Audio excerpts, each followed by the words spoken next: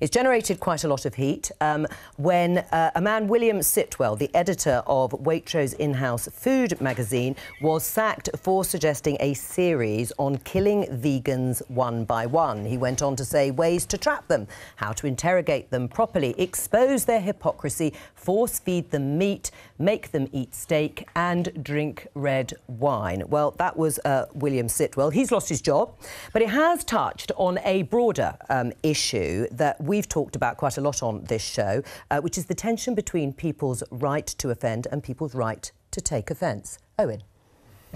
This is, I mean, Brendan's going to love this. This is tailor-made for Brendan. Look, I mean, the way I see it was somebody who was an editor of a advertorial magazine with recipes for Waitrose. Yes, in-house Waitrose.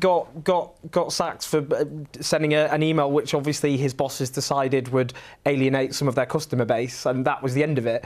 I mean, some of the people defending him as though he's this kind of modern-day Joan of Arc. I mean, some of these people you think, basically, you know, we're living under this totalitarian, oppressive regime. You know, this is the Gestapo at work. Someone described it, they said it was Maoism.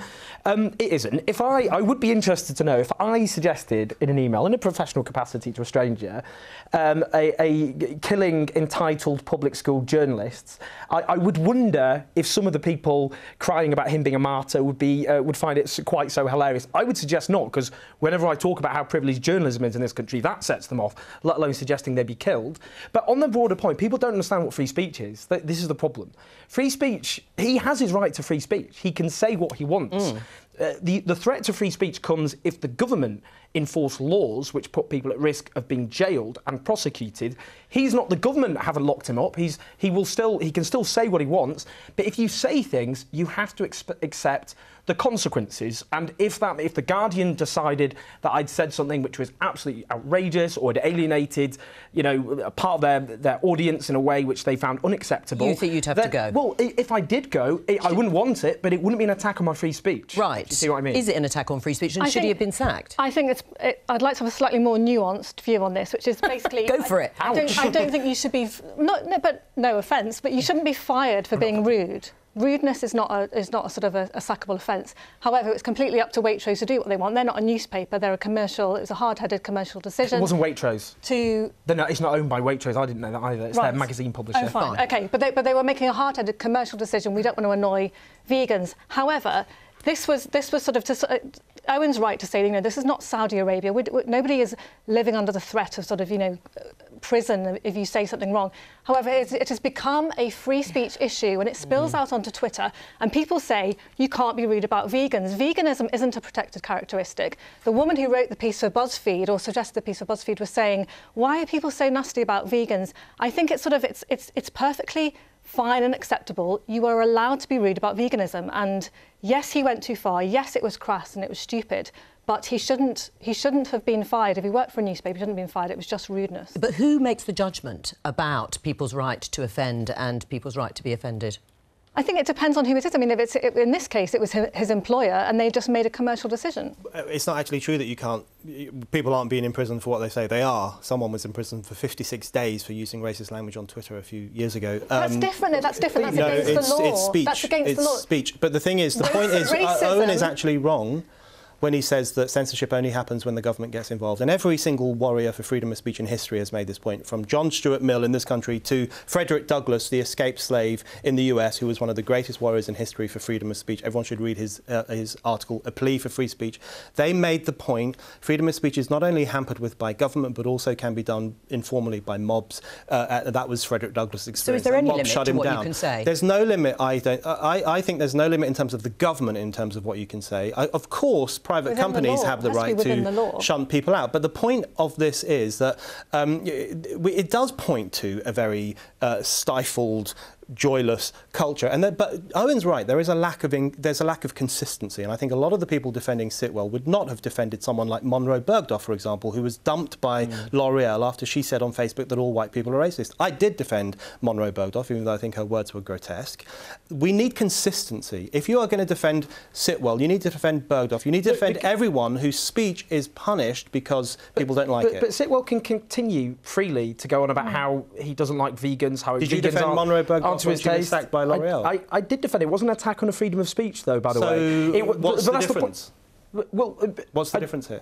What do you mean, what's the difference? I don't think that was an attack on freedom of speech. When she was sacked for what she said, but you won't defend him when he's sacked for what he said. What's the difference? Because I look at you agree with what she said. No. I don't agree with what she said, actually. I don't agree with what she said. But my own view is that you take it... On Sitwell, they don't have a strong opinion, I'm afraid. They've taken a decision. But you don't answer the question. Why did you defend her, but not him? It's the exact same situation. Both were sacked. No, because I just... Well, let Owen answer. Let Owen answer.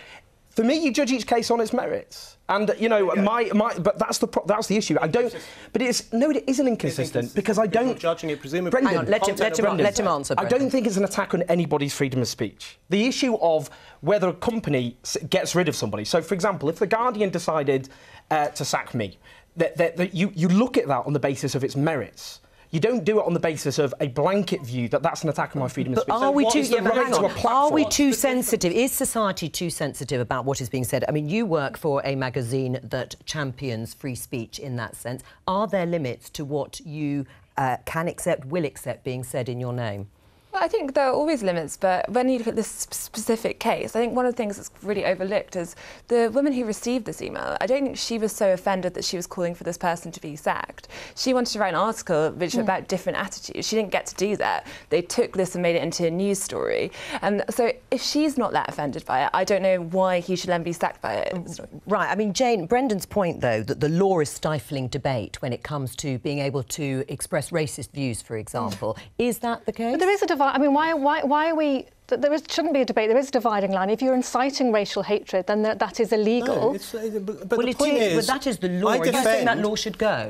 Yes, I defend freedom of speech for racists, precisely because I'm anti-racist. The only way in which you can confront racism, and this is a point Frederick Douglass made, and I would trust his opinion over ours. I mean, that's illegal. The only way you can challenge racism is in the public... Well, I don't know. I mean, look, Frederick Douglass, you know, he said one of my favourite quotes, power concedes nothing without demand, it never did and it never will. I think he also said free speech I hugely admire him. But on the issue, hang on, don't talk bringing in over a 19th century statesman in the United States on an issue of hate speech today, I think is bizarre. If two gay men were walking down the street holding hands and somebody yelled at them, "You effing queers," that clearly is hate speech and it should be dealt with by the law. The idea that anyone can just do that without any limits whatsoever, that Asian people... Well, no, that's free speech. Do you think they should be allowed to go on Twitter and say, "I hate effing queers"? Well, no, of course not. Should there be laws about what... Well, which groups should not be allowed? People in public. Right. You should be allowed to express hate. Hang on, don't all talk over each other. Jane, I'm just going to let Jane say something. Sorry, but there is, as in Owen's case, it's not just harassment, it's aggravated, it's under the Equality Act, it's aggravated hate speech. There is a law for that. Whether you like it or not, there is a law. I don't like it. Well, but you could have said in 1967, "Oh, I'm sorry, there's a law against having gay sex, whether you like it or not." Some laws are wrong. 2018, some laws hopefully are wrong living a slightly more progressive time. Well, hang on, Katie, is there any group or view that shouldn't get a platform on social media? Well, I think, as we just said, when things constitute a hate crime or, you know, harassment, and they make someone feel like that they're not safe to, you know, live in their way or have the space, that is something that you have to look at and shouldn't really be okay. Right. I mean, but in terms of vegans being upset by what was said, do you think they are being precious then? I think the difference is, yes, because veganism is not a protected characteristic under the Equality Act. And I agree. You know, I don't think this is no big deal as an issue. Vegans are clearly not an oppressed minority like gay people. But it's not just about vegans. It's people's right to be offended by all sorts of things that are said. But there is a difference that people who are on the receiving end in this society of racism and misogyny and actually suffer discrimination, prejudice and bigotry, whether it be employment, housing for that matter, whether it be if you're black, you're 6 times more likely to be stopped and searched by the police, for example, in London. These are all issues that you have to link together, but people have the right to go through their lives without facing hatred and bigotry. And the idea the law shouldn't intervene, it should be a free-for-all, that bigots should be able to spray hatred is just bizarre. What we're effectively saying is that freedom of speech is bad for minority groups. It is hurtful to minority groups. Every single progressive campaign in history, right from the suffragettes through to the anti-slavery campaign backwards, recognise the importance of freedom of speech for minorities. From all of us, I'm afraid.